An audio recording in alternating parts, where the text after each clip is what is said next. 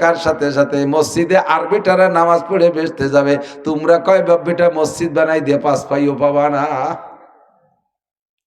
10,000 20,000 টাকা দিয়ে অপেক্ষায় থেকে আমার নামে মারহাবা কোক ব্রিজ কালভার্ট একটা বানাইয়া সে জায়গা নিজেকে কয় বাব্বিটার নাম, ঈদগাহ দান করে সে জায়গায় নিজেকে কয় বাব্বিটার নাম, মসজিদি কটা ফ্যান টানায় দিয়া তার তলে সৌজন্যে লিখে দিছে সৌজন্য অমুক। এই যে একটু পোস্টার করে, আমি তো দেখি না আজকের পোস্টারের কি হালাত। একটু পোস্টার যদি মাহফিলের জন্য কেউ করে দেয়, আল্লাহ তাআলা ওরে ডেকে জিজ্ঞেস করে, এই তুই পোস্টার করছিলি কেন? কয় যে আল্লাহ জানো না কি জন্য করছিলাম। আমার এই পোস্টার মানুষের কাছে পৌঁছাবে, খবর পাইয়ে ওয়াজ শুনতে আসবে, আর ওয়াজ শুনে হিদায়াত পাবে, সেই নেকির আশায়। আল্লাহ কয় তো নিয়তটা তো সেদিক তো ভালোই কইলে, কিন্তু নিচে যে সৌজন্যে নানটু সৌজন্যে লিখলে কেন, সৌটুক লিখলে কেন? এই সৌজন্য লেখছো মানে তোমার প্রশংসা করবে মানুষে, মানুষে দেখবে ওরে বাবা নানটু 30,000 টাকা দিয়ে পোস্টার করে দিছে, এই প্রশংসা করবে সেই লোভে। অপ্রশংসা করা হয়ে গেছে, খালি হাতে উত্তরপাড়া যাও, ঢোকো ওই দিক যাও, সাবধান। এই জন্য ইন্নামাল আমালু বিন্নিয়াত। মাদ্রাসায় পড়তেছি কি জন্যে? কয় মাওলানা মকসুদের মতো বড় বক্তা হব, প্রতি রাত্রে 40-50-60,000 টাকা করে কামাই করব, বক্তা হব, মিজানুর রহমান আজহারির মতো বক্তা হব, সারা দেশ ব্যাপী সুনাম কামাই করব, হাফিজুর রহমান সিদ্দিকের মতো বক্তা হব, হেলিকপ্টারে উড়িয়ে যেয়ে নামবো। এই জন্য ওই কণ্ঠ নকল করে ওয়াজ করা শুরু করছে। দেখেন ইদানিং কণ্ঠ নকল কি বিভিন্ন ব্র্যান্ডের ওয়াজ, Ayubi brand, Siddiqui brand, Ansari brand, সরমুনাই ব্র্যান্ড, ব্র্যান্ডে ওয়াজ। আমাকে কোনো ব্র্যান্ড নাই, আমার নিজের, আমি যেভাবে বুঝি ক্লাসে সেইভাবে বুঝবো। সুর মুরির দরকার নেই, আমি সুর নাই দ্বিতীয় পারবো না। কতক্ষণ এই ব্র্যান্ড পার্টি যারা কণ্ঠ নকল করতেছে সবগুলো মুশরিক, শিরিক ফিল ইবাদত করতেছে, শিরিক ফিল ইবাদত। আর একজনের কণ্ঠ নকল করে ভাইরাল হওয়ার চেষ্টা করতেছে। আবার ওয়াজে স্টেজে আসার সময় আবারটা গায়ে দেয় বোরকা, ওই যে সৌদি বোরকা, এর দেশে সোনালি ফেরেম দিয়া, মাথার উপরে রুমাইল একখান দিয়ে, তার উপরে টায়ার একখান পেঁচাইয়ে, ভঙ্গিছে কুয়ারা বেশি, ল্যাপটপ মোবাইল কয়টা আইনে আলাদা পার্সোনাল ইউটিউব চ্যানেল দিয়ে আসে, সাথে পাইক পিয়া দেখায় 5-7 জন, যা কয় জি ঠিক জুড়ি দেওয়ার জন্য নিয়ে আসে। গাড়িতে রান্না করছে ওনার জন্য 2 জনের ভাত, উনি আর ড্রাইভার, আর সাথে নিয়ে এসে গুটি খানিক জাগ ধরে ডুয়ে গেছে। আর ওগুলো জম্মের খাতি পারে, সাথে যে কটা করে বক্তা তো ওয়াজ করতে করতে নাড়ি বুড়ি আইলিয়ে জ্বালিয়ে যায়, তেমন খাতি পারে। ওই যে পিছনে যে কটা গোলাপিলির মতো করে ধুমসা টান দেয়, বাড়ি শুইয়ে খেয়েই বেলাইতেছে। বাড়ি এলাকায় আরো মেহমান রয়েছে, তারা ভাগে পায় না। এই সমস্ত কুয়োরা বাদ দাও। আবার আগে আনার জন্য 50 খান মোটর সাইকেল পাঠাবা, 300 পুলিশ পাঠাবা, কি দরকার? ওয়াজ করতে পুলিশ লাগে করে রে বেটা, এই ওয়াজ করতে পুলিশ লাগে, সেই ওয়াজ করবো কে? উম্মতের কত হাজার হাজার প্রয়োজন রয়েছে মাথায় বাড়ি, সেইগুলো চিকিৎসা দিলে হয়ে গেলে তুমি বগলে খাইছো নীতি বলো মা, ঠিক আছে। আল্লাহ হেফাজত করুক, বলেন আমিন। আমারও হেফাজত করুক, সবাই বলেন আমিন। তো যত ইবাদত এইভাবে যাহা কিছু করবো সব ইবাদত, যা কিছু করবো ইবাদত। মহিলাকে দুইটা কয়ে নেই, মহিলারা তরকারি করবেন বিসমিল্লাহকে শুরু করবেন, আলহামদুলিল্লাহ বলে শেষ করবেন। তরকারি নিজেকে তার ঘরের তরকারি, বাড়ির তরকারি, কিনা তরকারি, ক্ষেতের তরকারি করবেন, পরের গাছের থেকে কদুর পাতা ছিঁড়ে নিয়ে যেন সালুনের মধ্যে দিয়ে তুইয়েন না, তাহলে সালুনটা এত বড় বড় মাছের তরকারি সবটুক বাতিল হয়ে যাবে, 2 কদুর পাতা ওর মধ্যে আর একজনের গাছের থেকে না কুয়ে ছিঁড়ে দেওয়ার সাথে সাথে। এদিকে খেয়াল। 2 নম্বর, যে কাজে হাত দেবেন বিসমিল্লাহ, যে কাজে মানে ভালো কাজ। আর মন্দ কাজের শুরুতে যদি আল্লাহ না করুক করা লাগে, এই যে কেউ বিড়ি খায় না, যা খাবেন বিসমিল্লাহ কে খান, তাই বলে বিড়িটাও কি বিসমিল্লাহ কে খান? যা খাবেন খাইয়ে আলহামদুলিল্লাহ, বিড়ি খাওয়া শেষ সুখ টান দিয়ে আলহামদুলিল্লাহ। আল্লাহ ফেরেশতাকে কইছে স্যান্ডেল দিয়ে বলে দাঁত ফেলায় দে, দাঁত আল বিড়ি খাইয়ে আলহামদুলিল্লাহ। ঘুষের টাকা সুদের টাকা দিয়ে ভাত খাইয়া আলহামদুলিল্লাহ করলে ইমান নষ্ট হয়ে যাবে। সুদের টাকা ঘুষের টাকার কাপড় পরে দোয়া পড়লে ইমান নষ্ট হয়ে যাবে। পোশাক নতুন পোশাক পরার সময় কিন্তু দোয়া আছে, নতুন পোশাক পরে দোয়া পড়বেন আলহামদুলিল্লাহিল্লাযী কাসানি মা ওয়া বিসমিল্লাহ কে পড়ে এরপরে দোয়া করবেন আলহামদুলিল্লাহিল্লাযী কাসানি মা ওয়ারিয়া বিহি সাওয়াতি ওয়া তাজাম্মালু ফি হায়াতি। কিন্তু যেই কোন একজনের কেস পরিচালনা করে দেন, সে আপনারে খুশি হইয়ে একটা প্যান্ট শার্ট দিল বা একটা পাঞ্জাবি দিল, খুশি হইয়া তার কেস পরিচালনা করছেন। এই প্যান্ট শার্ট পাঞ্জাবিটা ঘুষির পাঞ্জাবি, এইটা ভরে দোয়া পড়লে আপনার ইমান শেষ, ইমান নষ্ট হয়ে যাবে। হারাম টাকা দান করে নেকির আশা করলে ইমান নষ্ট হবে। ওই রকম হারাম জিনিস বিসমিল্লাহ করে খাইলে আর খাইয়ে আলহামদুলিল্লাহ পড়লে ইমান নষ্ট হয়ে যাবে। এই জন্য পড়ছি হাদিস, কি ওই ছোট্ট বাচ্চা পড়ছে, ওর হাদিসটা নিয়ে আমি খুতবা বানাইছি। আখলিস দীনাকা ইয়াকফিকাল আমালুল কলিল, তোমার ইমানকে খাঁটি করো, অল্প আমলই নাজাতের জন্য যথেষ্ট হইবে। ছোট্ট মানুষ, ছোট্ট হাদিস, কিন্তু বিশাল কথা। মনে রাখবেন, যারা লেখাপড়া জানেন, শিক্ষিত, তারা বুঝবেন। পরীক্ষা দিচ্ছেন না জিন্দেগিতে, পরীক্ষার প্রশ্ন যদি ছোট হয়, প্রশ্ন যদি ছোট হয়, অ্যান্সার বড় হয়। অ্যান্সার বোঝার জন্যই বলি, প্রশ্নটা এনে লাগছে একটুকির মধ্যে লেগেছে, এই বইতে যাহা কিছু আছে সব লিখে দাও। প্রশ্ন তো কটুক একটুক না, লিখতে 6 মাস লাগবে না। প্রশ্ন একটু, উত্তর বইরে বই। আর প্রশ্ন যদি বড় হয়, উত্তর ছোট হয়।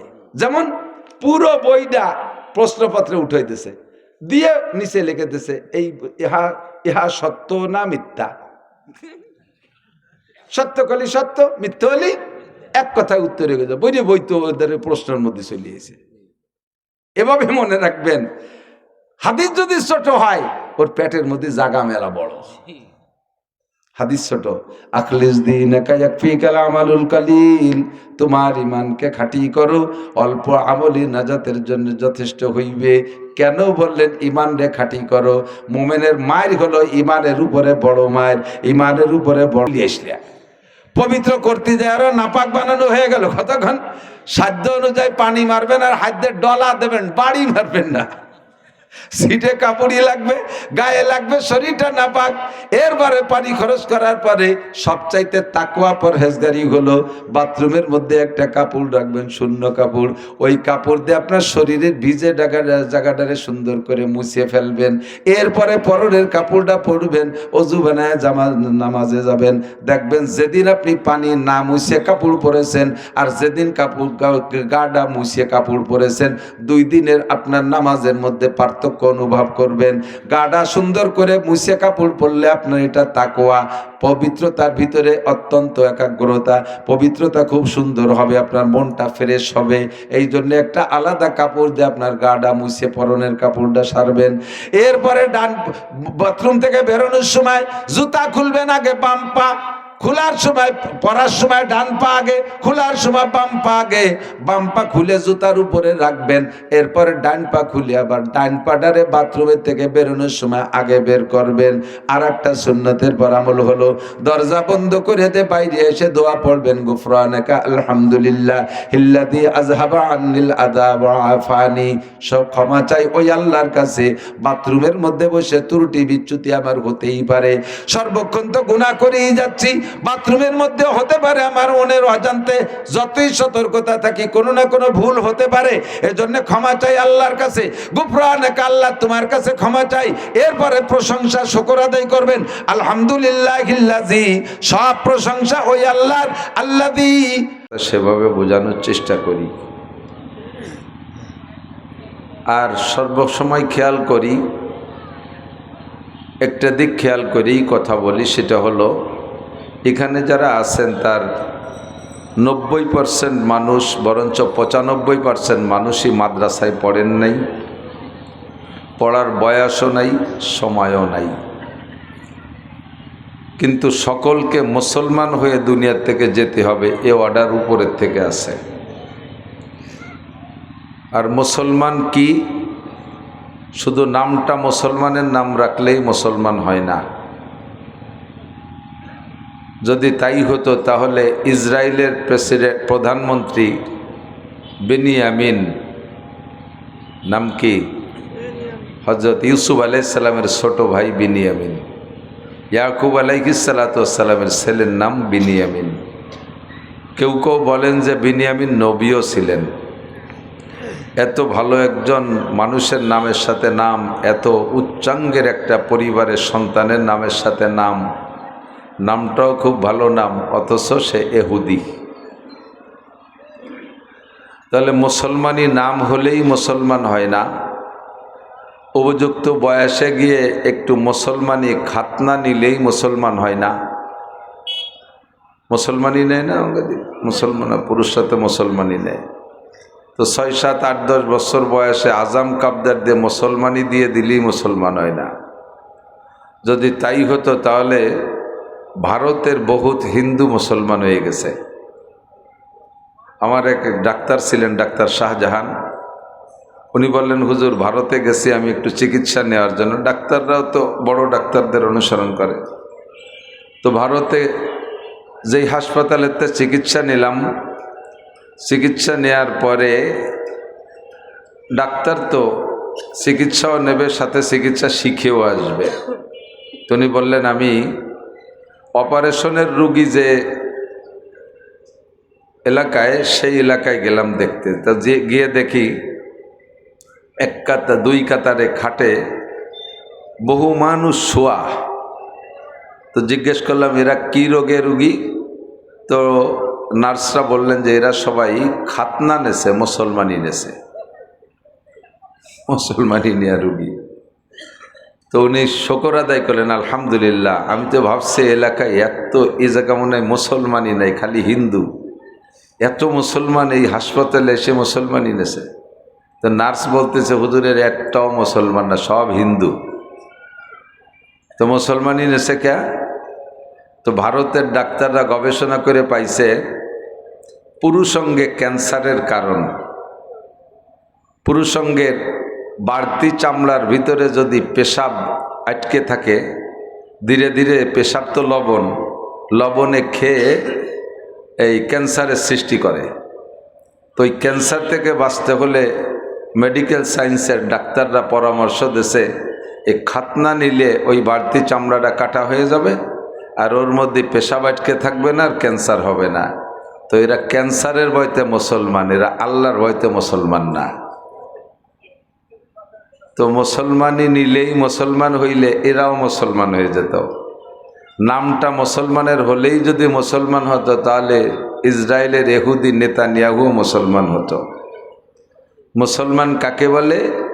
মুসলমানি একটা আলাদা কোর্স আছে, A to Z, জন্মের শুরু থেকে শেষ পর্যন্ত সব জায়গা আল্লাহর বিধান নবীর তরিকায় সেট করার নাম হলো মুসলমানি। কতক্ষণ? তো আল্লাহ পাক রব্বুল আলামিন আমাদেরকে এ ব্যাপারে খুব কঠোর আদেশ দিয়েছেন, ইয়া আইয়ুহাল্লাযীনা আমানু উদখুলু ফিস সিলমি কাফা। অন্য আয়াতের মধ্যে আছে, ওয়ালা তামুতুন্না ইল্লা ওয়া আনতুম মুসলিমুন। মুসলমান না হয়ে মরো না, মুসলমান না হয়ে মরো না। তো আমি এখনো মুসলমান হতে পারি নাই, এজন্য কি আল্লাহকে বলতে পারি যে আল্লাহ আমি তো এখনো মুসলমান হই নাই, কাজে তুমি আজরাইলকে পাঠাইও না? মুসলমান না হয়ে মরতে নিষেধ করছে, তা আমি এখনো পাক্কা মুসলমান হতে পারি নাই, বিদায় মরা তো নিষেধ। তো এদিকে আজরাইল চলে আসছে, তো আজরাইলকে কি বললে হবে, দোস্ত তুমি এত তাড়াতাড়ি আইসো, আমি তো এখনো মুসলমান হয়ে পারি নাই, কিছুদিন পরে আইসো, আমি মুসলমান হয়ে নেই, এই বললে কি আজরাইল চলে যাবে? যাবে না। আমার সময় হয়ে গেলে টান দিয়ে নিয়েই যাবে। ইজা জা আজালুহুম লা ইস্তাখিরুনা সাআতাও ওয়া লা ইস্তাকদিমুন। সময় হয়ে গেলে ছেলেও নাই, বাপও নাই। ওলামায়ে কিরাম বলে থাকে, বাস্তব তাই। দুনিয়ায় আসার জন্য সিরিয়াল শর্ত, আসার সিরিয়ালে কোনো গড়মিল হয় না, কিন্তু যাওয়ার সিরিয়ালে গড়মিল আছে। কতক্ষণ? প্রমাণ আছেন আপনাদের এলাকায় শত শত। আসার সিরিয়াল কি গড়মিল দেখছেন? যে ছেলে আগে জন্ম নিয়েছে, আব্বা এখনো জন্ম নিয়ে পারি নেই, এ ঘটনা ঘটছে নি? এদিকে পুতা হয়ে গেছে 40 বছর আগে, দাদার জন্মই নেই এখনো, এরকম ঘটনা ঘটে নাকি? যে আগে আসবে সেই দাদা, তারপরে যে আসবে সে হবে বাপ, তারপরে যে আসবে সে হবে তার ছেলে, এভাবেই তো সিরিয়াল। কিন্তু দাদা থাইকে যায়, পোতা চলে যায়, বাপ থেকে যায়, ছেলে চলে যায়, এ গড়মিল আছে না নাই? ইজা জা আজালুহুম, শুধু কিসসার মতো শুনলেই হবে না, অন্তর থেকে বিশ্বাসের সাথে কথাগুলো নেন। কুল্লু নাফসিন যায়িকাতুল মাউত। নফস মানে প্রাণী, শুধু মানুষ না, সমস্ত প্রাণী মরণশীল। দুনিয়ার আখেরাতের সব আপনি অস্বীকার করতে পারেন, যুবক তুমি সব অস্বীকার করতে পারো, করতে করতে আল্লাহকে অস্বীকার করতে পারো। আল্লাহ নাই, এ বলনেওয়ালা হাজার হাজার কোটি কোটি মানুষ আছে না নাই? আল্লাহকে অস্বীকার করনেওয়ালা আছে না? আল্লাহকে অস্বীকার করলে আল্লাহ তাৎক্ষণিকভাবে তার খাবার বন্ধ করে দেয় না, তার ক্ষেতের উৎপাদন বন্ধ করে দেয় না, তার শরীর স্বাস্থ্যর গঠন গ্রোথ কমায় দেয় না। আল্লাহকে অস্বীকার করলে তার ঘরে আল্লাহ ছেলে মেয়ে দেয় না, তাও না। এ জায়গা আল্লাহ পাক রব্বুল আলামিন উন্মুক্ত রাখছে। কিন্তু এই সুযোগ পাইয়া আল্লাহকে অস্বীকার করনেওয়ালা মানুষ কোটি কোটি। আল্লাহ কয় সব কিছু অস্বীকার করতে পারো, কিন্তু একটা জায়গা অস্বীকার করতে পারবে না, সেই জিনিসটার নাম হলো মরণ। ঠিক না? হিন্দুরাও জানে মরব, বুদ্ধরাও জানে মরব, কাফের মুশরিক সকলে স্বীকার করে মরিতেই হইবে, বাঁচার কোনো উপায় নাই। পিপিলিকাটাও মরণকে স্বীকার করে, সিংহ বাঘও মরণকে বিশ্বাস করে, স্বীকার করে। ছোট বড় সকল প্রাণী মরণশীল, তবে কার কখন মরণ আসবে আল্লাহ পাক এইটা জানাই দেয় নাই। ইন্নাল্লাহা ইনদাহু ইলমুস সাআ, আল্লাহ পাক বলেন 5টি জিনিস আমি হাতে রেখেছি, তোমাদের অনেক জ্ঞান বুদ্ধি বিবেক বিবেচনা দিয়েছি, জ্ঞান বিজ্ঞান দিয়া তোমরা মেহনত করে গবেষণা করে তুমি দুনিয়ার অনেক না থাকা জিনিসকে বাস্তবে আনতে পারবা। মাইক ছিল না তোমরা বানাইছো, লাইট ছিল না তোমরা বানাইছো, আরে ক্যামেরা ছিল না তোমরা বানাইছো, কম্পিউটার ছিল না তোমরা বানাইছো, এমন হাজার হাজার লক্ষ লক্ষ আবিষ্কার তোমরা করেছো আমার দেওয়া জ্ঞান দিয়ে, কিন্তু 5টা জিনিস তুমি আবিষ্কার করতে পারবা না। 1 নম্বর হলো ইন্নাল্লাহা ইনদাহু ইলমুস সাআহ, দুনিয়াটা ধ্বংস হবে, কিয়ামত হবে। এই কিয়ামতের তারিখ আল্লাহ পাক কোন নবী রাসূলকে নির্ধারিত করে জানাই দেন নাই। এমনকি আমাদের নবীও মেরাজে গিয়েছিলেন গত মাসে, আল্লাহ পাক রব্বুল আলামিনের সাথে সাক্ষাৎ করে আসলেন। আসার পরে একদিন জিবরাইল বলতেছেন, ইয়া রাসূলুল্লাহ, আমার কাছে তো আল্লাহ পাক বলেন নাই, আমি সব নবী রাসূলদেরকে দুনিয়া ধ্বংসের খবর দিয়েছি, সব নবী রাসূলরা আমাকে সাল জিজ্ঞাসা করেছেন, কোন সালে হবে, কোন বছর হবে, আমি কেউরে বলতে পারি নাই। আপনি তো আল্লাহর কাছে সরাসরি গিয়েছিলেন, আল্লাহর সামনে বসে আপনি কথা বলেছেন, মাতা সা, আল্লাহ কি আপনাকে বলে দিয়েছেন কিয়ামত কোন সালে হবে? হুজুর জবাব দিলেন, মাল মাসউলু আনহা বিআলামা মিনাস সাইল। ও ভাই জিবরাইল, এ ব্যাপারে তোমার সে আমিও একটু বেশি জানি না। কিয়ামত পর্যন্ত মানুষের জন্য যত সংবিধানের দরকার হবে সব সংবিধান আল্লাহ পাক আমাকে শিক্ষা দিয়েছেন, কিন্তু আমাকে কিয়ামতের তারিখটা বলে নাই। ইন্নাল্লাহা ইনদাহু ইলমুস সাআহ, কিয়ামতের নির্ধারিত তারিখ আল্লাহ ছাড়া কেউ জানে না। 2 নম্বরে ওয়ায়ুনাজিলুল গাইস, দুনিয়ার কোনো বিজ্ঞানী বলতে পারবে না, শিওর খবর বলতে পারবে না কোন মেঘে কোন জায়গা কবে কখন বৃষ্টি নামবে। সম্ভাবনা আছে বলতে পারবে, কিন্তু শিওর খবর বলতে পারবে না। ওয়ায়ুনাজিলুল গাইস ওয়ায়ালামু মা ফিল আরহাম, আর কোন নারীর পেটে সন্তান আছে, কোন নারীর পেটে কয়টা সন্তান হওয়ার ক্ষমতা রাখে, ছেলে না মেয়ে, এইটা দুনিয়ার কেউ কইতে পারবা না। বাচ্চা পেটে আসার পরে মেশিন দিয়ে দেখে বলতে পারবা, কিন্তু বাচ্চা পেটে আসার আগে বলতে পারবা না। এইটাই একমাত্র জানে কে? 4 নম্বরে আমা তাদরি নাফসুম মাযা তাকসিবু গাদা, একটু পরে কে কি ইনকাম করবা, আগামীকাল কে কি ইনকাম করবা, একটু পরে কে কি খাইবা, এই খাদ্য রুজি সম্পর্কে কেউ বলতে পারবা না। আমি আল্লাহ পাক জানি কারে কি খাওয়াবো না খাওয়াবো। আরে সামনের মাখানে ভাতও মুখে দেওয়া যায় না, এমনও হয় কি হয় না? একটু পরে কোন লুকমাটা আমি খাইতে পারবো না পারবো, আমি আগামীকাল কি ইনকাম করব না করব, এটা কেউ কইতে পারবো না, এটা একমাত্র আল্লাহ পাক জানে। 5 নম্বরে আমা তাদরি নাফসুম বিআইয়ি আরদিন তামুত, কে কবে কখন কোথায় মারা যাবেন এইটাও কারো বলার কায়দা নাই। যদি কেউ বলে আমার পেশাব বলে দিতে পারে, তাহলে ওই লোকটা মুশরিক। ওই লোকটা পেশাব এবার 3 দিন আগে মাহফিল করছে কেন জানো? উনি টের পাইছে মরে যাবে, সেই জন্য 3 দিন আগে মাহফিল করছে। আল্লাহ পাক বলেন কুল্লাউ কুনতু আলামুল গায়বা লাস্তাকসারতু মিনাল খায়র। নবী পাককে আল্লাহ বলেন, হে নবী তুমি উম্মতকে বলে দাও, কুল তুমি বলে দাও, লাউ কুনতু আলামুল গায়ব, যে জিনিস চোখের সামনে নাই তাকে বলা হয় গায়েব। আমি যদি গায়েব জানতাম, নবীকে আল্লাহ বলতেছেন তুমি উম্মতকে বলে দাও, তুমি অনেক মুজিজা দেখাও, অনেক অলৌকিক ঘটনা আমার কুদরতে তুমি দেখাও। তাই দেখে উম্মতে ভাবতে পারে নবী মনে হয় গায়েব জানে, নবী মনে হয় গায়েব জানে। তাদেরকে বলে দাও লাউ কুনতু আলামুল গায়বা, আমি যদি গায়েব জানতাম, লাস্তাকসারতু মিনাল খায়র, দুনিয়ায় যত কল্যাণ আছে সব কল্যাণগুলো আমি সংগ্রহ করতাম, একটা অকল্যাণ আমাকে স্পর্শ করতে পারত না। আমি উহুদের ময়দানে গেলে কোন দিক দিয়ে পাথর এসে আমার দাঁতে লাগবে এটা যদি আগের থেকে জানতাম, আমি সেই জায়গা যাইতাম না, তখন আমি ঢাল ধরতাম।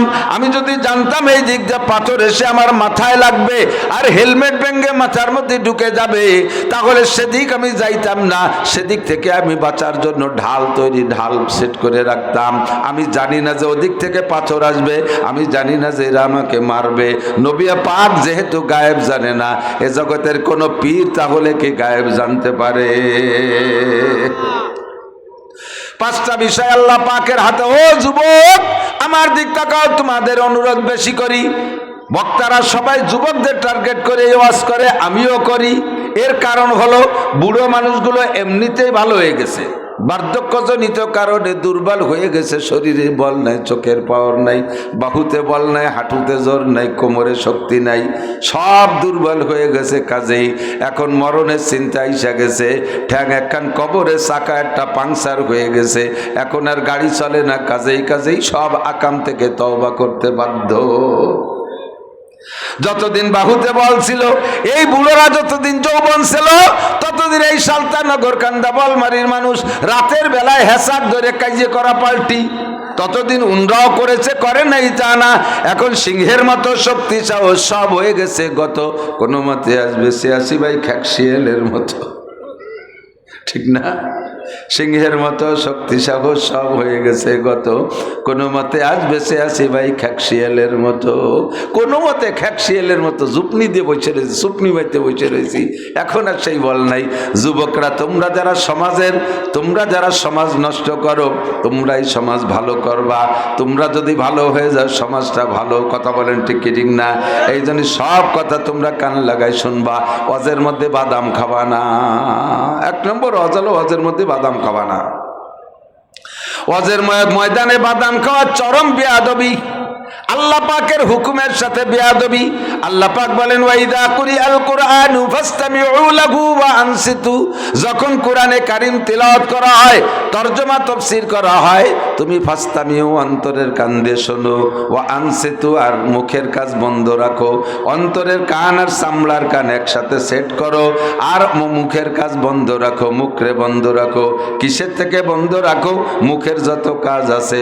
1 নম্বরে খাওয়া দাওয়া বন্ধ রাখবা, 2 নম্বরে কথাবার্তা বন্ধ রাখবা, 3 নম্বরে মোবাইলের ফাংশন বন্ধ রাখবা। সব কিছু মিলে মুখের কাজ বন্ধ রেখে অন্তরের কান লাগাও, তাহলে লাআল্লাকুম তুরহামুন, অবশ্যই তোমার উপরে আসমান থেকে রহমত নাজিল হবে। আল্লাহ আমাদেরকে রহমতের ভাগী করুক, সবাই বলি আমিন। তো ক্লাসের মতো কিছু জরুরি কথা বলার ইচ্ছা করি। আমার বয়ান যদি ইউটিউব থেকে নামাজ শোনেন, ইনশাআল্লাহ আমি বলতে পারি জন্ম থেকে নিয়ে মৃত্যু পর্যন্ত সব সেক্টরের দিকে লক্ষ্য করে করে, এক জায়গা তো আর সব কথা বলা যায় না। আজকে এখানে কায়লুকানে, গ্রাম ও গ্রাম সে গ্রাম, সব জায়গা মিলেই একটা পূর্ণ ইসলামিক কোর্স তৈরি করছি। এখানে একটু বলবো, ওখানে একটু বলবো, শ্রোতারা ঘুরে ঘুরে সব শুনবে। আর মিডিয়ার যুগ আসছে, আল্লাহর রহমত, মোবাইলের মাধ্যমে তো সব আওয়াজই ঘরে বসে পান। হাজার হাজার মানুষ আছে ওয়াজ শুনতে শুনতে ঘুমায়, কানের সাথে লাগাই দিয়ে ঘুমিয়ে যাচ্ছে ওয়াজ শুনতে শুনতে। তো এভাবে ওয়াজ কোনোটাই বাকি নাই, কিন্তু মুশকিল হলো শোনা পর্যন্ত শেষ। কত কথা বলি, বাস্তবে যে দেখছি সে কথাগুলোর সাথে মিল নাই। সালাম শিখাই। সালামের পদ্ধতি কি? আসসালামু আলাইকুম ওয়া রাহমাতুল্লাহ। সালামের সুরের ভিতরে সালামটা হলো দোয়া। সালাম কি? দোয়া। তাহলে দোয়ার একটা সুর আছে না? দোয়ার সুরটা নরম সুর। দোয়ার সুর কি? নরম সুর। দোয়া মানে আল্লাহর কাছে প্রার্থনা করা, ঠিক না? মাপ চাওয়া। মাপ চাওয়া মানে কি? আত্মসমর্পণ করা। এই আত্মসমর্পণের একটা অভিনয় এবং একটা ভাষা আছে না? কের কাছে পায়ে ধরে মাপ চাইতে বলা হয়েছে, যাই তার পায়ে ধরে মাপ চাবেন। তার জন্য একটা ভাষাও আছে, তার জন্য প্র্যাকটিক্যালি একটা অবস্থারও আছে। পায়ে ধরে কান্নাকাটি করতে হয়, মাফ করে দেন, ভুল হয়ে গেছে, আর কখনো করব না। বিনয়ের সাথে হাত দিয়ে পাটা ধরতে হয়। সে জায়গা যদি মাপ চাতে যাইয়ে ঠ্যাং ধরে টাইনিয়ে খানিক নিয়ে যান, মাফ করলি কার, নাহলে কিন্তু ঠ্যাং টাইনি সিঁড়ি বেলা দেওয়ান। কি মাপসা হলো না? বেয়াদবি আরো বাড়িয়ে গেল। সালাম দেবেন, সালামের সুর কি? সালামের সুর সালাম আলাইকুম, এ কেমন যেন থাপ্পড় দিয়ে ফেলাই দিচ্ছে। সালাম হবে কেমন? আসসালামু আলাইকুম রাহমাতুল্লাহ। সুরটাই আলাদা। আল্লাহর পক্ষ থেকে শান্তি আর রহমত আর বরকত আপনার উপরে নাজিল হোক। কতক্ষণ এভাবে না? উত্তরটাও সেরকম, ওয়ালাইকুম আসসালাম। কে ওয়ালাইকুম আসসালাম? ওয়ালাইকুম আসসালামের কোনো অর্থ নাই। লাইকুমুসসালাম কি? ওয়া আলাইকুমুসসালাম, এবং আপনার উপর আল্লাহর পক্ষ থেকে শান্তি আর রহমত নাজিল হোক। ভাষাটা যদি শুদ্ধ করে না বলেন, তাহলে যা বলতেছেন তা তো পাওয়াই যাবে না।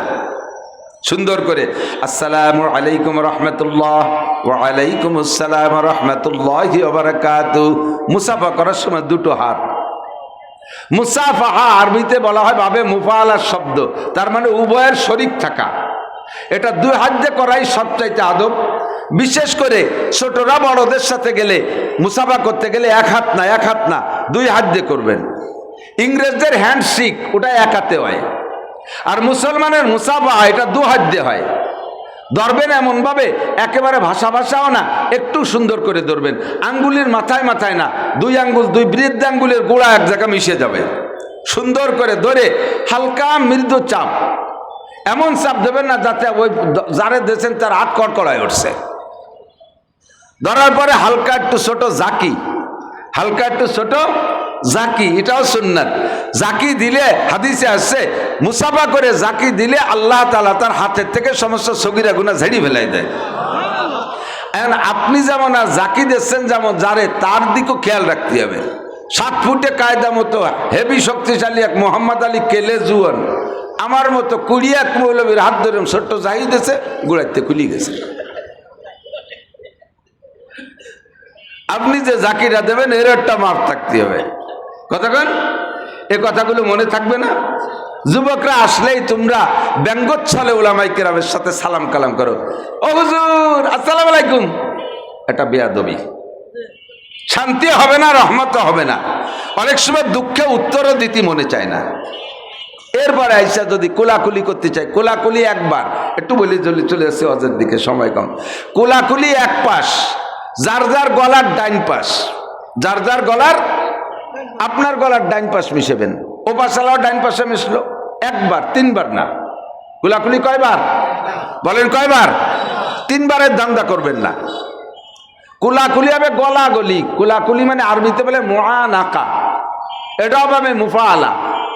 মুআনাকা মানে উলুকুন মানে গলা, গলায় মিশানোর নাম হলো মুআনাকা। আর আমরা করি কি? মুবাতনা অথবা মুসাদারা। সদর মানে বুক, আর বতন মানে পেট। পেটে মিশানোর নাম হলো মুবাতনা, আর বুহি গুঁতো দেওয়ার নাম হলো মুসাদারা। মুআনাকা হয় না, বুক দিয়ে গুঁতো দেয়। অথবা পেট যদি বড় হয় তো গলা পর্যন্ত তো যায় না, ওই পেটে 2 ঘষা দিয়ে এটি চলে যায়। উবো তো ইয়ে হলেও গলা মিশাতে হবে, পেটের পিছনে তুইয়ে গলা মিশাতে হবে। ভদ্রতার সাথে এমন চাপ দেবেন না যাতে যারে চাপ দিচ্ছেন তার কষ্ট হয়, পরিমাণ মতো। এ কথাগুলোর দিকে খেয়াল রাখা। পাশাপাশি আরেকটা কথা বলি, অনেক সময় সামনের পরে এসে কথা বলেন, একটু লোক ভালো আছে বিদায় বলতেছি, মনে থাকবে তো ইনশাআল্লাহ। এগুলো আদব। আমি এই দিকে চলে যাব, তবু কথাটা আগে আসছে।